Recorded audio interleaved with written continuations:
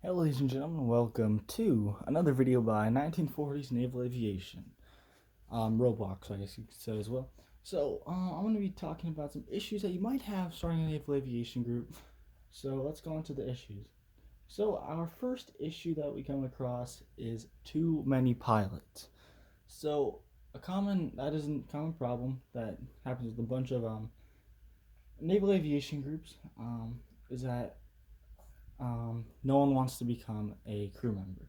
So you don't have anybody working the catapults. You don't have anybody guiding the aircraft to the catapults. You don't have any LSOs that are helping the planes land, etc. So you really you're really going to try and fix this problem by really just adding a application form, and when they apply to be a pilot, you're going to tell them they might have to do the job of a crew member as well, or say something such as, yes, if you actually want to become a pilot, then you might actually have to do the duties of a crew member, etc. So with our group, we're actually doing a training session today, and that we have pilots, all pilots that come in. However, I will make some of them become a crew member for the deck, and then they'll switch off. Now, another second thing is people try and advertise the pilots more than the crew. This gets people more interested in becoming a pilot instead of being a crew member. Now, without a crew, guys, let's be honest here, you can't really do anything in the carrier-based group, because carriers are also very based on crew members. So when becoming a crew member, it's not that bad. It's not that bad, especially with our group, because um, we actually have the we actually have the yellow shirts, also known as the catapulters. Um, or I mean, really the crew that it's interactive because you get to put the catapult on the wing on the underneath the wings, and then you will once you put the catapults on or once you put the line on the wings and then the back, and then you can launch it. It's fun. Now you might want to do something like that to get people more interested in crew. That's what I did. Um, or you could make animated planes where they can, like with airplanes, you can click on the propeller, and then the pilot can start it up. So it's kind of a pilot and crew based thing. So another problem people run into is underdeveloping the game or copying games. So underdeveloping a game is very bad because people are like, "Oh, this game sucks. I don't want to be part of it. I don't want to play it."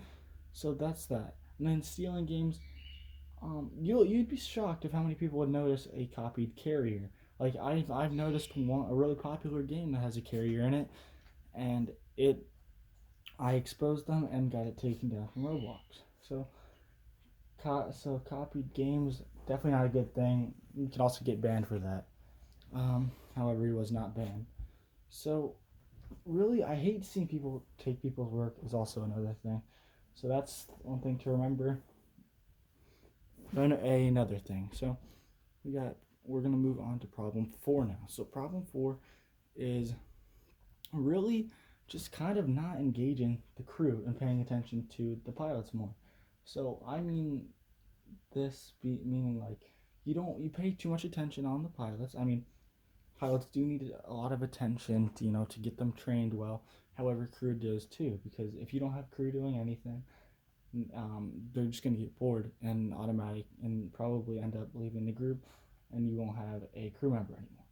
So that is another thing, and something that you can do to really pay attention on the crew more is host separate sessions, one for pilot and one for crew. Um, Another thing you can do if you have too many pilots is limit the pilots. You can limit the pilots, and after a certain amount of time, you can have crew become a pilot, or eligible to be a pilot, have them do an application. If they pass the application, and then pilots can switch to crew. Um, so you're never gonna really want to have too much pilots, because if you do, then that just kind of ruins it. if you have, and you don't want to have too much crew either, because then you don't have really any pilots or any crew. If you have too much crew, um, then you just have certain people doing stuff, and then you got two like a bunch of crew not doing anything. Um, and then the last thing is with um, really, I guess you could say, kind of like a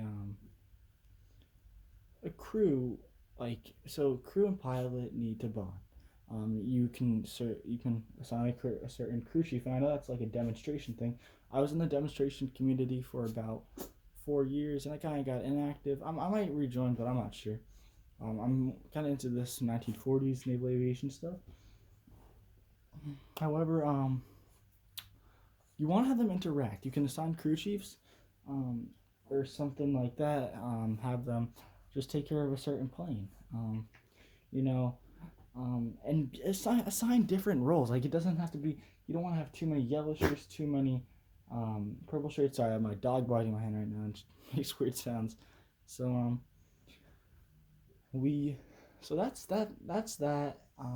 So that's 5 reasons um, on why on how to fix your carrier game or so carrier game. Just make your own carrier. Honestly, it's not that hard. Use Blender like I do. So a lot of the times use